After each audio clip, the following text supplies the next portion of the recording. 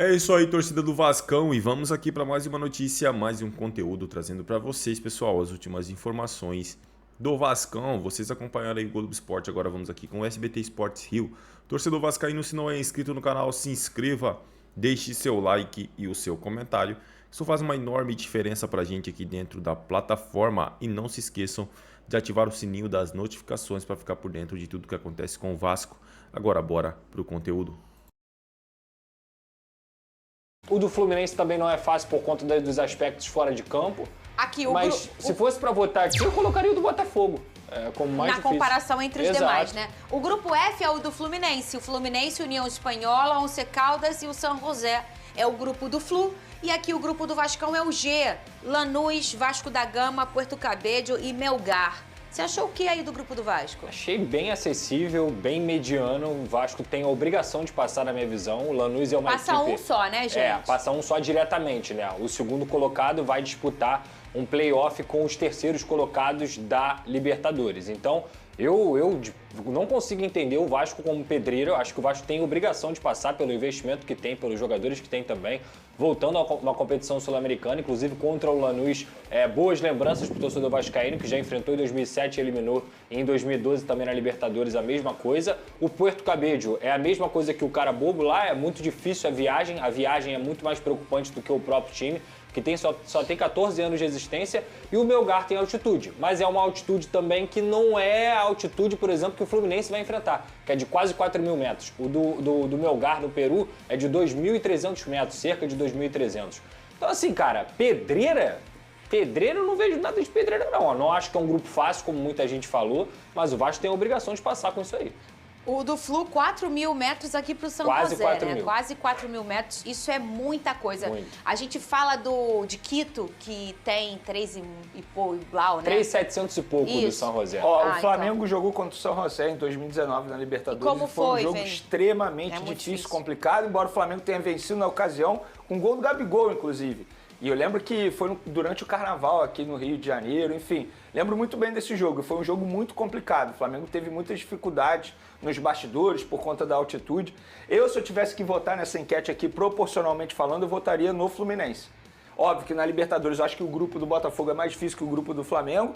E na Copa Sul-Americana eu acho que o grupo do Fluminense é muito mais difícil que o grupo do Vasco da Gama. O Once Caldas também tem 2.000 e pouco. Tem tradição também. Tem um pouquinho de altitude. E a gente fala um pouquinho quando a gente olha o São José, que é quase 4.000, mas já é uma altitude que já dá um desconforto, já dá mudanças fisiológicas. A logística é muito complicada para o São José. Porque não é só... o São José, às vezes você tem uma altitude que já te pega a altitude. Às vezes a chegada até o local, você tem que pegar um avião e ônibus e não sei o que, já dificulta mais ainda. O trajeto terrestre começa a ficar muito grande. Então você começa a ter um desgaste, além do desgaste natural fisiológico que a altitude te entrega, um desgaste da viagem também. Eu quando vem sorteio, assim, vocês sabem, eu sou a maior preocupação minha é com a altitude, porque não é nem muito além da esfera esportiva, é o ser humano. Até os nossos colegas jornalistas, quando vão fazer cobertura, muitos não se sentem bem. Quer dizer, a altitude ela é muito, entre aspas, cruel para nós que vivemos aqui no nível do mar. Ela é muito... Ela machuca, vamos dizer assim. Jogar bola nessas condições, para mim, é muito ruim.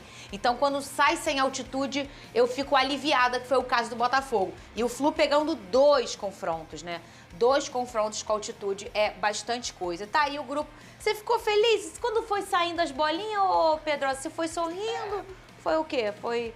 Normal, completamente normal. O Lanús é o time mais forte do grupo, Sim, mas é um time forte que é o cabeça de chave. é o médio, é médio. O Lanús é médio na Argentina, sabe? A gente tá falando da Sul-Americana também, né? Quem equipe... tá aqui é porque tropeçou, é porque não fez um ano impecável, né? Se for pegar a folha salarial do Lanús, com certeza ela é muito menor do que a do Vasco da Gama, que tem vários jogadores que podem, inclusive, com a força do São Januário, decidir essas partidas. Jogar na Argentina é sempre muito difícil, mas o próprio Lanús não é uma equipe de massa na Argentina, então até mesmo a torcida que sempre apoia bastante, não é aquela torcida dos outros times que são mais tradicionais. Então eu realmente considero que o Vasco tem a obrigação de passar no grupo. Muito bem, eu não sei se vocês assistiram a toda a cerimônia do sorteio, eu Sim. assisti, né? Inclusive eu acho até que o Racing é o atual campeão da Libertadores, eu não sei. Porque o homem sorteou bolinha, foi, falou, deu entrevista, lelé, o treinador do Racing. Eu falei, gente, eu acho que o Racing é o campeão da Libertadores. Eu não sei, eu fiquei confusa.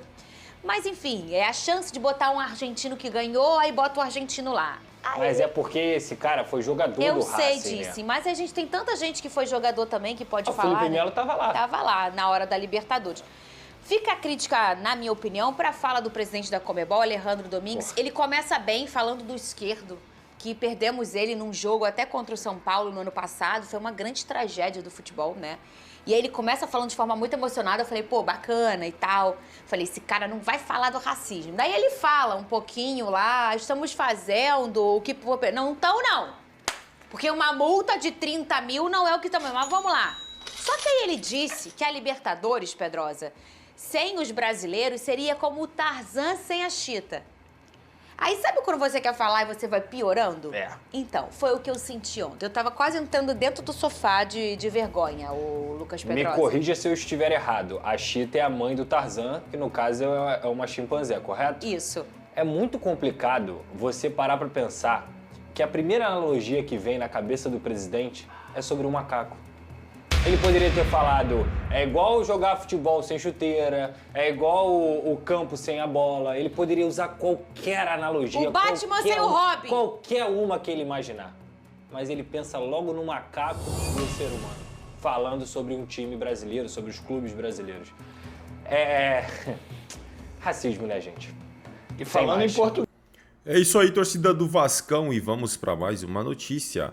Vasco tem pedreira na Sul-Americana. Lanús é um rival mais forte do que parece.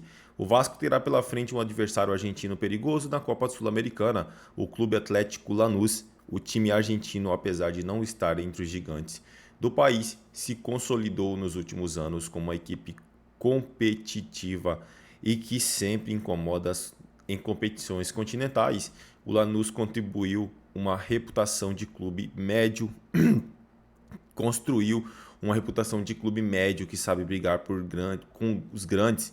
Campeão argentino em 2016, o time foi finalista da Libertadores em 2017 e da Sul-Americana em 2020. Em 2024, a equipe chegou novamente longe no torneio, alcançando as semifinais.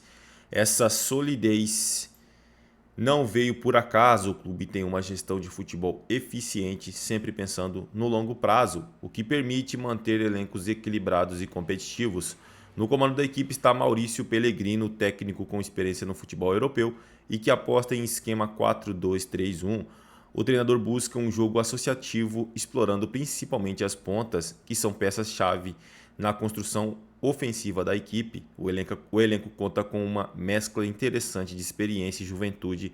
Entre os destaques estão Ronaldo de Jesus, o zagueiro, Agustín Cardoso, volante, e Walter Bol, centroavante, e Marcelino Moreno, meia, talentoso e criativo. É isso aí, torcida vascaína, agradeço a vocês pela companhia. Se não é inscrito no canal, se inscreva, deixe seu like e o seu comentário, que isso faz uma enorme diferença pra gente aqui dentro da plataforma. Desde já agradeço, valeu!